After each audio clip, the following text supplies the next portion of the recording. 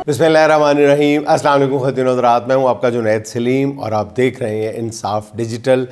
नाज़रीन, कनाडा के वज़ीर आज़म जस्टिन ट्रूडो ने इस्तीफ़ा दे दिया है। नाज़रीन, आप हैरान हो रहे होंगे कि मैंने पाकिस्तानी सियासत की बजाय इंटरनेशनल पॉलिटिक्स से बात का आगाज़ क्यों किया है। तो सिर्फ इतना अर्ज़ करता चलूँ कि आने वाले माह साल में, बल्कि कम अज़ कम कहना चाहिए टू बी वेरी एग्जैक्ट, 6-7 माह तक जिस मुल्क में जो भी होगा वो इंटरनेशनल ही होगा, वो आलमी सियासत का हिस्सा ही होगा।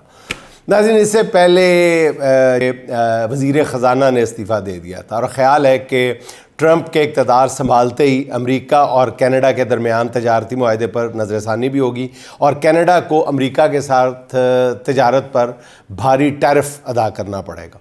अगर ऐसा हुआ तो कनाडा की इकॉनमी को ज़ोरदार झटका लगेगा और कनाडा में महंगाई की शदीद लहर आएगी। मामला इतना गंभीर हो सकता है कि जस्टिन ट्रूडो ने पहले ही हाथ खड़े कर दिए हैं और इस्तीफ़ा देकर घर बैठने का फ़ैसला किया है। वो इतने घबराए हुए हैं कि आइंदा इंतखाबात में भी हिस्सा ना लेने का ऐलान कर दिया है।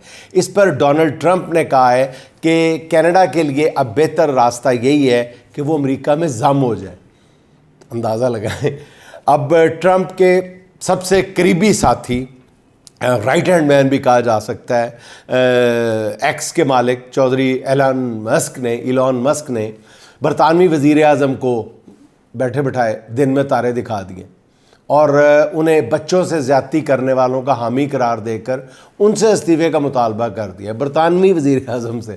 अब इस मुतालबे के बाद बरतानिया ही नहीं, पूरे यूरोप में ये बहस छिड़ गई है कि ट्रंप के इक़्तिदार में आने के बाद अमेरिका से किस तरह मामला तय करने हैं, क्योंकि सब जानते हैं कि ट्रंप जो है वो कोई डिप्लोमेटिक रवैया नहीं रखते, बल्कि वो जो कहते हैं वो कर गुज़रते हैं और पूरे यूरोप में ट्रंप के हवाले से खौफ की हालत है। दूसरे लफ्ज़ों में आप ये भी कह सकते हैं कि पूरा यूरोप पाकिस्तान बना हुआ है। फ़िलहाल वो यूरोपीय हुक्मरान जो हैं वो सबसे ज़्यादा परेशान हैं, वो वाले जिन्होंने 4 साल के दौरान जो बाइडन से मिलकर काम किया था और अमरीकी इलेक्शन के दौरान भी ट्रंप की खुलकर मुखालफत की थी।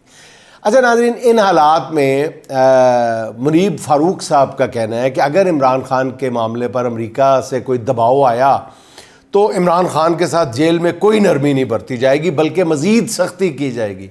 बल्ले हो तेरे भला उनसे पूछे कोई बंदा कि एक शख्स को आपने जेल में डाल दिया है, उसकी बीवी उसकी बहनें भी कैद में कर ली थी, भांजे को 10 साल कैद की सज़ा सुना दी, पार्टी तोड़ दी, इलेक्शन सिंबल छीन लिया, इलेक्शन के बाद मैंडेट छीन लिया, खुद उसे 8x10 के सेल में, मतलब एक तंगो तारीख सेल में रखा हुआ है। इस हालत में आज तक किसी मेरा ख्याल है कि वज़ीर आज़म क्या, साबिक़ वज़ीर आज़म क्या, किसी सियासतदान को भी शायद ना रखा गया हो और उसकी एक झलक देखने की किसी को इजाज़त नहीं है।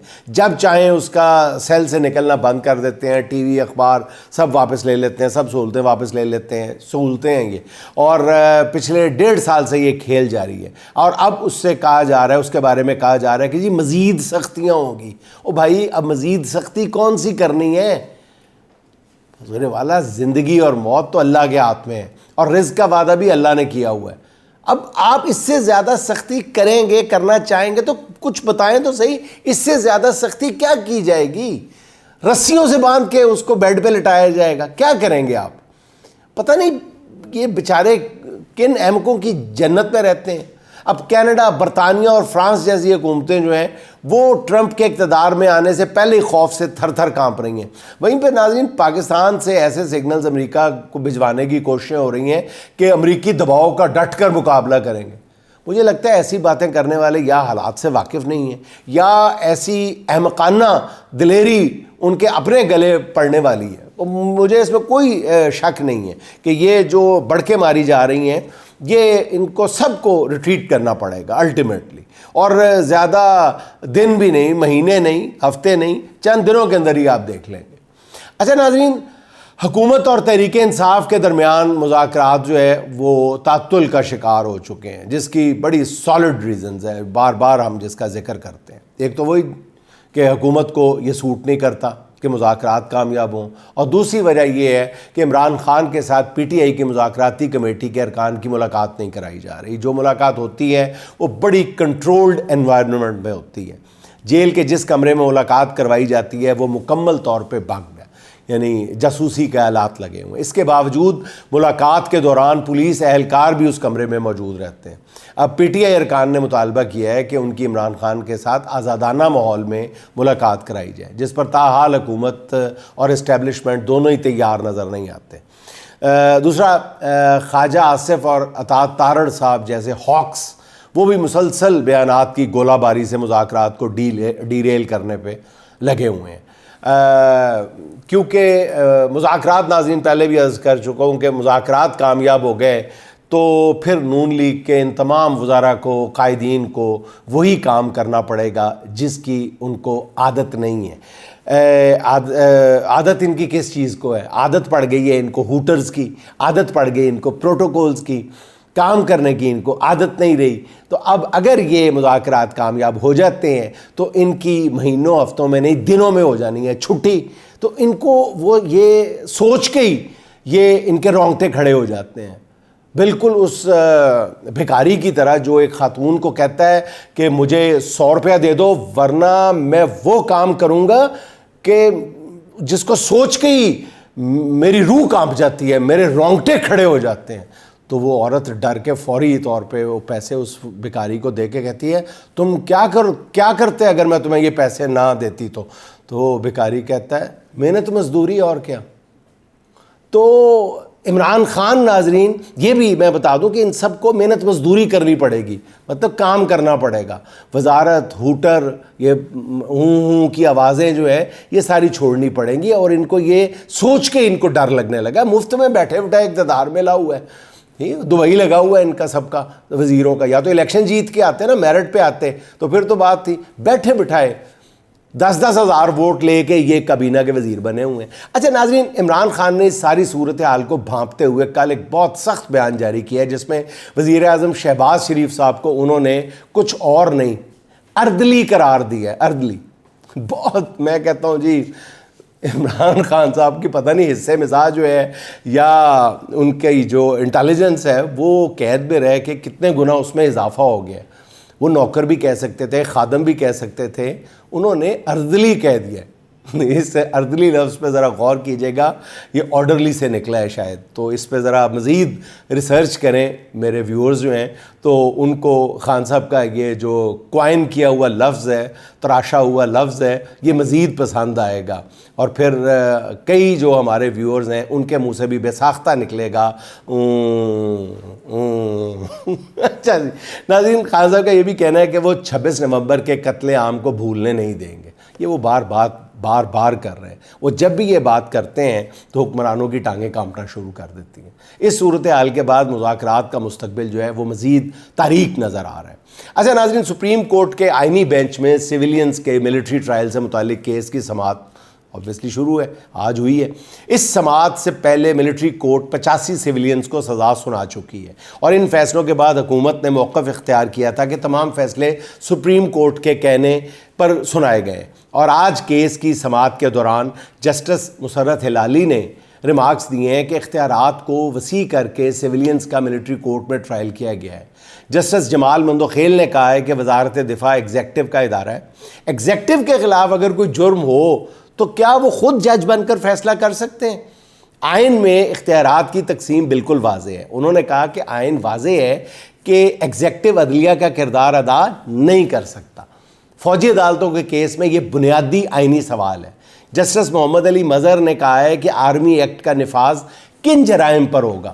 اس کا جواب آرمی ایکٹ میں موجود ہے۔ اس کے بعد کیس کی سماعت جو ہے وہ کل تک ملتوی کر دی گئی۔ آئینی بینچ کے سربراہ جسٹس امین الدین خان نے کہا ہے کہ کل بھی صرف فوجی عدالتوں والا کیس ہی سنا جائے گا، اور آج کی سماعت کے دوران ناظرین جسٹس جمال مندوخیل، جسٹس مسرت ہلالی صاحبہ اور جسٹس محمد علی مظہر کے ریمارک سے صاف اندازہ ہو رہا ہے کہ آئینی بینچ اس کیس میں ملٹری کورٹس کے خلاف اپنا ذہن بنا چکے ہیں، اور ملٹری کورٹس پہلے ہی پاکستان کے جی ایس پی پلس سٹیٹس کے لیے خطرے کی تلوار بنی ہوئی۔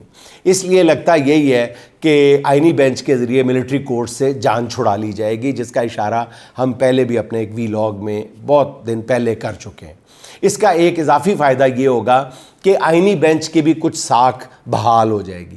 جو آگے کافی کام آنے ہیں وہ جو کروائے جانے ہیں وہ آسان ہو جائیں گے کرنے جب تھوڑی سی آئینی ساکھ بن جائے گی ان کی. اچھا ناظرین، فوجی عدالتوں کے کیس کی وجہ سے آج الیکشن میں دھاندلی سے متعلق کیس بھی نہیں سنا گیا.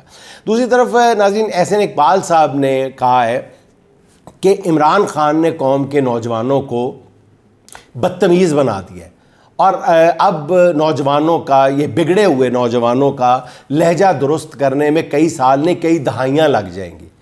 واہ احسن اقبال صاحب، واہ، لہجہ عمران خان نے بگاڑا ہے.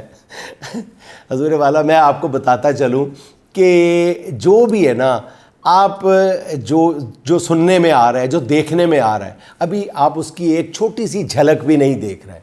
عوام کے غیظ و غضب کو جس طرح آپ نے للکارا ہے مینڈیٹ چوری کرنے کے بعد، آپ ان کے غصے کا لیول دیکھ ہی نہیں پا رہے. آپ یقین جانیے کہ آپ ایک چھوٹی سی جھلک، 2 جگہ پہ بدتمیزی کر دی، کوئی 2 جملے کس دیے، یہی ہو رہا ہے نا کہ آپ عوام میں آنے جوگے نہیں رہے. یہی ہو رہا ہے نا، یہی آپ کو نوجوانوں سے گلہ ہے نا. نوجوانوں میں شعور آ گیا ہے، وہ عوام میں آنے کے لیے، اسی لیے آپ ڈرے ہوئے ہیں. آگے آگے دیکھیے ہوتا ہے کیا. آپ ذرا باہر تو آئیں، ذرا کھل کے باہر آئیں گے پھر آپ کو پتہ چلے گا کہ بدتمیزی ہوتی کیا ہے. ابھی تو کچھ بھی نہیں دیکھا آپ نے، چھوٹی سی معمولی سی جھلک بھی نہیں دیکھی. وہ کسی پنجابی کا رشتہ ہو جاتا ہے لکھنؤ میں، تو جب وہ اس کے بزرگ پنجابی کے اس کو سمجھاتے ہیں کہ دیکھو لکھنؤ کے لوگ جو ہیں بڑے تہذیب یافتہ ہیں، تو اس کو سکھاتے پڑھاتے ہیں، باقاعدہ اس کی کلاس لیتے ہیں. اس کو کہتے ہیں کہ جب تم بارات لے کے جائیں گے نا تو تم ساس کو دیکھ کے آداب کہنا، سسر ساس آئیں گی ان کو دیکھ کے آداب عرض ایسے کرنا. اور دیکھو دوسری بات یہ ہے کہ پلیٹ میں تھوڑا سا سالن ڈالنا، ٹھیک ہے، اور تہذیب کا مظاہرہ کرنا. اور سب سے بڑی بات یہ ہے کہ کھیر کو منہ پھاڑ کے کھیر نہ کہنا، سویڈش کہنا. تو وہ پنجابی کہتا ہے ٹھیک ہے. تو پنجابی جو بارات لے کے پہنچتا ہے تو جا کے پہلے اپنے ساس کو دیکھ کے کہتا ہے آداب، پھر سسر کو بھی کہتا ہے آداب عرض، اور پھر سالن بھی تھوڑا سا ڈالتا ہے. تو وہ پنجابی کا جو لکھنوی سسر ہوتا ہے وہ کہتا ہے، بڑا متاثر ہوتا ہے، وہ کہتا ہے جی ہم نے تو سنا تھا کہ پنجابی بڑے کھردرے سے ہوتے ہیں، یہ ہمارے ہونے والے جو جمائی راجہ ہیں ان میں تو بڑی تہذیب میں ہیں، وہ بڑے تہذیب سے بھرے ہوئے نظر آ رہے ہیں. تو وہ دلہا کہتا ہے کہ ہاں یہ تے تسی میری تہذیب دیکھی نہیں، اور تواڈے ڈیلے تے ادوں باہر آن گے جدوں میں کھیر نو سویڈش کہیا تے. تو حضور والا جب اس عوام نے کھیر کو سویڈش کہا نا پھر آپ کے ڈیلے باہر آئیں گے. ابھی تو کچھ بھی نہیں کہا عوام نے آپ کو، 2 آوازوں سے ڈر گئے. جو کچھ آپ نے عوام کے ساتھ کیا ہوا ہے نا، عوام بھری بیٹھی ہے. اچھا ناظرین، کل بھی آپ کو بتایا تھا میں نے کہ توشہ خانہ 2 کیس میں ضمانت کا تفصیلی فیصلہ آنے کے بعد اب اس کیس کی ساری جان نکل گئی ہے، غبارے میں سے ساری ہوا نکل گئی ہے. مگر دوسری طرف اسپیشل کورٹ میں بڑی تیزی سے اسی کیس کی سماعت جاری ہے اور گواہ لائے جا رہے ہیں جن پر جرح بھی ہو رہی ہے، اور گواہ بھی دھڑا دھڑ لائے جا رہے ہیں جیسے منڈی کا مال آتا ہے سبزی منڈی میں صبح صبح. مگر ضمانت کے فیصلے نے کچھ ایسے حقائق سامنے رکھے ہیں جس نے حکومت کی بدنیتی پوری طرح عیاں کر کے رکھ دی ہے. ابھی کل ہی یہی احسن اقبال صاحب مطالبہ کر رہے تھے کہ عمران خان رسیدیں دکھا دے اور جیل سے گھر چلے جائیں. جسٹس میاں گل حسن اورنگزیب نے تفصیلی فیصلے میں لکھا ہے کہ عمران خان نے بلغاری سیٹ کی رسیدیں توشہ خانہ میں جمع کرا دی تھیں، کیونکہ اس وقت قانون ہی یہی تھا کہ آپ تحفہ بے شک گھر لے جائیں، البتہ اس کی رسیدیں توشہ خانہ میں جمع کرا دیں.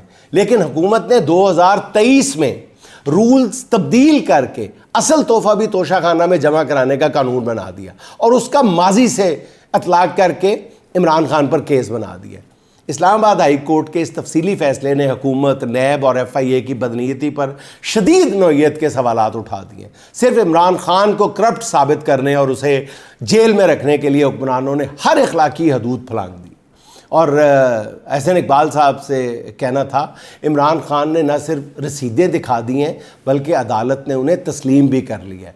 اب آپ بھی اپنے لیڈر سے کہیں کہ وہ لندن فلیٹس کی رسیدیں دکھا دیں. خیر وہ کیا دکھائیں گے، آپ صرف اپنے قائد سے اتنا ہی کہہ دیں کہ وہ اپنا فارم 45 ہی قوم کو دکھا دیں اور حلفیہ بتائیں کہ کیا وہ ڈاکٹر یاسمین راشد صاحبہ سے الیکشن جیت گئے تھے. یا پھر زبردستی قومی اسمبلی کے ممبر بنے ہوئے ہیں۔ ناظرین، ملک میں معاشی ترقی، اقتصادی سرگرمیوں کی بحالی اور مہنگائی میں کمی کے مضحکہ خیز دعوے کیے جا رہے ہیں۔ سرکاری بھونپو بتا رہے ہیں کہ پاکستان معاشی دلدل سے نکل چکا ہے، دودھ اور شہد کی نہریں دکھائی جا رہی ہیں، بس 1-2 سال میں پاکستان کی معیشت جو ہے وہ بھاگتی ہوئی نہیں اڑتی ہوئی نظر آئے گی۔ مگر حکومت کے اپنے اداروں کے جاری کردہ اعداد و شمار جو ہیں وہ خود حکمرانوں کو شرمندہ کیے جا رہے ہیں۔ عمران خان کی حکومت کے خاتمے اور موجودہ رجیم کے برسر اقتدار آنے کے بعد مزید 1,30,00,000 افراد خط غربت سے نیچے چلے گئے۔ خط غربت سے نیچے جانے والے افراد ایسے ہوتے ہیں ناظرین جن کے پاس دن میں ایک وقت کا کھانا ہو تو انہیں یہ پتہ نہیں ہوتا کہ دوسرے وقت کا کھانا نصیب ہوگا یا نہیں۔ اگر ملک معاشی ترقی کر رہا ہے تو غربت کیوں بڑھ رہی ہے؟ اب ماہر امور معیشت مزمل اسلم صاحب نے کچھ سرکاری اعداد و شمار جاری کیے ہیں، اپنے نہیں، سرکاری اعداد و شمار جاری کیے ہیں، جن کے مطابق حکومت نے صرف 1 نومبر کے مہینے میں 1248 ارب روپے کا قرض لیا ہے۔ 1248 ارب روپے کا قرض لیا ہے نومبر میں۔ خیبر پختونخوا کا 77 سال کا مجموعی قرض جو ہے وہ صرف 725 ارب ہے۔ میں ریپیٹ کر رہا ہوں، حکومت نے صرف نومبر میں 1248 ارب روپے کا قرض لیا ہے، جبکہ کے پی حکومت کا 70 سال کا مجموعی قرض جو ہے وہ 725 ارب ہے، جس سے تقریباً دگنا قرض جو ہے وہ شہباز حکومت نے صرف نومبر کے مہینے میں لے لیا، 1 مہینے میں 70 سال کا قرض 1 مہینے میں۔ اس وقت پاکستان کا مجموعی قرض جو ہے وہ 70,400 روپے 400 ارب تک پہنچ گیا ہے، جو عمران خان کی حکومت میں اپریل 2022 تک جو تھا وہ 43 ارب روپے 43,500 ارب روپے تھا۔ یعنی شہباز حکومت 2.5 سال میں پورے 27,000 ارب قرض لے چکی ہے۔ اور دوسری طرف شہباز صاحب آج فرما رہے تھے کہ بجلی سستی کرنے کیے بغیر جو ہے وہ ترقی نہیں ہو سکتی۔ وزیر اعظم صاحب خود ہی کہہ رہے ہیں کہ بجلی سستی کیے بغیر ترقی نہیں ہو سکتی۔ بڑی جلدی خیال آ گیا ہے وزیر اعظم شہباز شریف صاحب آپ کو، ساتھ آپ بھی کر دیتے تھوڑا سا، یعنی ابھی اتنی جلد بازی کیوں کر رہے ہیں آپ؟ بجلی سستی کرنے کے بارے میں پلان کر رہے ہیں، ابھی 2-4 مہینے اور ٹھہر جائے، رخصتی کے بعد سستی بھی کر دیجیے گا، بجلی جانے کے بعد اعلان کر دیجیے گا، یہ جانے سے 1 دن پہلے کر دیجیے گا۔ اور دوسری بات، اب یہ کس سے سوال کر رہے ہیں کہ بجلی سستی کرنی ہے؟ یہ ناروے کے صدر نے کرنی ہے، سرکار تسی کرنی سی تو تھوڑا ٹائم ختم ہو گیا ہے۔ اچھا ناظرین، دوسری طرف مریم نواز صاحبہ نے اسٹوڈنٹ سے خطاب کرتے ہوئے کہا ہے کہ جو پیسہ وہ لوگوں پر خرچ کر رہی ہیں یہ ان کا پیسہ نہیں بلکہ پنجاب کے عوام کا پیسہ ہے۔ مگر سوال یہ ہے کہ یہ پیسہ 76 سال میں عوام پر کیوں نہیں لگا؟ مریم نواز صاحبہ یہ سوال طالب علم پوچھ رہے ہیں، حالانکہ یہ سوال تو طالب علموں سے پوچھنے کی بجائے اپنے والد اور چچا سے کرنا چاہیے تھا۔ آپ کو یہ سوال اپنے خاندان کے کچھ اور لوگوں سے بھی کرنا چاہیے تھا۔ ان کے والد 2 بار وزیر اعلیٰ، 3 بار وزیر اعظم، ان کے چچا 3 بار وزیر اعلیٰ، اب دوسری بار وزیر اعظم ہیں، ان کے کزن حمزہ شہباز وزیر اعلیٰ، اس لیے یہ سوال گھر میں پوچھ لیتی، اس کے جواب سے قوم کو بھی آگاہ کرتی کہ آخر 76 سال تک عوام کا پیسہ لگتا کہاں رہا ہے۔ شاید اس سے نہیں تو وہ جواب بھی مل جاتا مریم صاحبہ کو جو آج تک نہیں مل سکا کہ ایون فیلڈ کی جائیدادیں کیسے بنی۔ انہیں یہ بھی پتہ چل جاتا کہ جب ان کی لندن تو کیا پاکستان میں کوئی جائیداد نہیں تھی تو کیسے اب انہوں نے اپنے گوشواروں میں اربوں روپے کی جائیداد ظاہر کر دی ہے۔ اگر وہ اپنے بڑوں سے یہ پوچھنے کی جسارت کریں کہ 76 سال تک عوام کا پیسہ کہاں لگتا رہا تو شاید انہیں یہ بھی پتہ چل جائے کہ کیسے ذاتی کاروبار تو ترقی کرتے رہے، دوسری طرف سٹیل مل سے لے کے ریلوے اور پی آئی اے تک سب ادارے بیڑا غرق ہوتا رہا، خسارے میں چلتے رہے۔ میرا خیال ہے کہ اس سوال کا جواب ابو اور چاچو کی طرف سے ایسا آئے گا کہ مریم نواز صاحبہ پھر ایسے سوالات اٹھانے کی جسارت بھی نہیں کریں گی۔ اچھا ناظرین، مریم نواز کے یو اے ای کے صدر کے ساتھ پرجوش انداز میں ہاتھ ملانے کا معاملہ جو ہے سوشل میڈیا پر ابھی تک کسی طور بھی نیچے آنے کا نام نہیں لے رہا۔ مریم نواز صاحبہ نے پہلے یہ تصویر خود جاری کروائی۔ یہ تصویر جاری کروانے کا مقصد یہ تھا کہ دنیا کو، خاص طور پہ سیاسی مخالفین کو بتایا جائے کہ مریم نواز صاحبہ جو ہیں سفارتکاری کے میدان میں کامیابی کے جھنڈے گاڑ رہی ہیں، اور اس تاثر کو بھی تقویت دینے کی کوشش کی تھی کہ یو اے ای جیسا سربراہان کے ساتھ جو ہے ان کے ذاتی نوعیت کے تعلقات ہیں، لیکن یہ فائر مس فائر ہو گیا اور اس تصویر کے اخلاقی پہلوؤں پر سوشل میڈیا پہ ایک طوفان برپا ہو گیا۔ میرا خیال ہے کہ کسی سے ہاتھ ملانا نہ ملانا یہ مریم نواز صاحبہ کا ذاتی فعل ہے، اور اس کی ذاتی حیثیت کا، ان کی ذاتی حیثیت کا بہر صورت احترام کیا جانا چاہیے۔ مگر کیا کریں کہ انہی لوگوں نے اپنے لیے کچھ اور معیار مقرر کر رکھے ہیں اور دوسروں کے لیے کچھ اور پیمانے بنائے ہوئے۔ میں اس معاملے پہ ناظرین بات نہیں کرنا چاہتا تھا، گزشتہ روز بھی میں نے اپنے ویلاگ میں دانستہ طور پہ اس کو اوائڈ کیا تھا۔ یہ میرے مزاج کے خلاف ہے، اور یہ میں ان لوگوں میں سے بھی نہیں ہوں کہ جو یہ کہہ کر بھی ذکر کر دیتے ہیں، یہ میرے مزاج کے خلاف ہے، لیکن یہ اور کہہ بھی دیتے ہیں ذکر۔ میں واقعتاً میں دل کی گہرائیوں سے آپ کو یہ بتا رہا ہوں کہ یہ میرے مزاج کے خلاف ہے کسی کی ذات پہ اس انداز میں گفتگو کرنا۔ لیکن ناظرین میں کسی اور حوالے سے اس موضوع پہ ضرور بات کرنا چاہوں گا کہ اب کچھ شاہ کے مصائب بھی اس بحث میں کود پڑے ہیں، اس لیے مجھے یہ کہنا پڑ رہا ہے۔ مطلب ہمارے دوست ہیں جاوید چودھری صاحب، وہ کہتے ہیں کہ مریم نواز نے ہاتھ ملا لیا تو کون سی قیامت آ گئی۔ چلے یہاں تک اگر وہ کہتے تو میں کوئی جواب نہ دیتا۔ جاوید چودھری صاحب کہہ رہے ہیں کہ مریم نواز نے ہاتھ ملا لیا تو کون سی قیامت آ گئی۔ بشرا بی بی جب احتجاج کے لیے اسلام آباد آئی تھیں تو ان کا پردہ مکمل نہیں تھا، ان کے ہاتھ ننگے تھے۔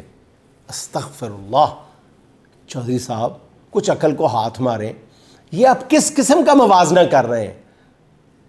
کہاں ہاتھ ملانا اور وہ بھی ہاتھ دوسرے کا دونوں طرف سے دبا کے ملانا، اور کہاں ہاتھ نظر آنا؟ خدا کے لیے اپنے دل پہ ہاتھ رکھ کے بتائیں جاوید چودھری صاحب کہ ہم میں سے کتنوں کی مائیں بہنیں بیٹیاں گلوز پہن کے باہر نکلتی ہیں؟ بتائیں، ہاتھ کا پردہ، یعنی آپ فرما رہے ہیں کہ ہاتھ نظر آ رہے تھے۔ استغفر اللہ، کیا کس چیز کا موازنہ کس چیز سے کر رہے ہیں؟ مانا آپ کو حکمرانوں سے قربت کی تمنا تنگ کر رہی ہوگی، مگر تمناؤں کی تکمیل کے لیے ایسی کھلی منافقت تو نہ کریں۔ جاوید چودھری صاحب آپ دوبارہ اپنے دل پر ہاتھ رکھ کے بتائیں کہ جس طرح مریم نواز صاحبہ نے ہاتھ ملایا ہے، ایسا بشرا بی بی نے کیا ہوتا تو تب بھی آپ ایسی تعویلیں پیش کرتے؟ کبھی نہیں۔ اچھا ناظرین، آخر میں ذکر کرنا چاہتا ہوں، ایڈوکیٹ انجم حمید صاحبہ نے توجہ دلائی ہے بہت دردمندی کے ساتھ، بہت دکھے ہوئے دل کے ساتھ 27 سالہ سمیع وزیر کی حالت زار پہ، جو ایک طویل قید کاٹ کر رہا ہوئے ہیں، لیکن اس انداز میں رہا ہوئے ہیں کہ وہ ذہنی طور پہ اور جسمانی طور پہ بالکل ختم ہو چکے ہیں، اور ان کو شدید توجہ کی ضرورت ہے، ان کو زبردست قسم کی حفاظت کی اور علاج کی ضرورت ہے، ان کو مالی مدد کی بھی ضرورت ہے۔ تو انجم حمید صاحبہ جو ہے انہوں نے سمیع وزیر صاحب کے حوالے سے خاص طور پہ ریکویسٹ کی ہے، اور تمام لوگوں سے وہ مسلسل یہ اپیل کر رہی ہے کہ جس انداز میں بھی ممکن ہو سمیع وزیر صاحب کی مدد کی جائے، ان کے رشتہ داروں تک ان سے رابطہ کیا جائے، جو جہاں بھی جس انداز میں بھی ان کی مدد کر سکتا ہے، ان کی دلجوئی کر سکتا ہے ضرور کرے۔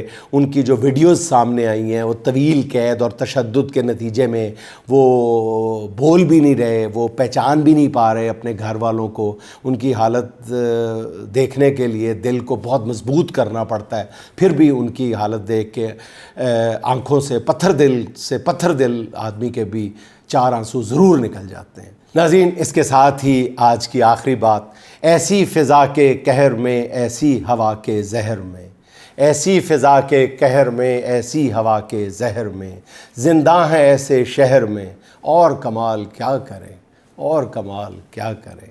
ناظرین خوش رہیں، خوش رکھیں، آپ سے ملاقات ہوگی انشاءاللہ اگلے ولاگ میں۔ اللہ حافظ۔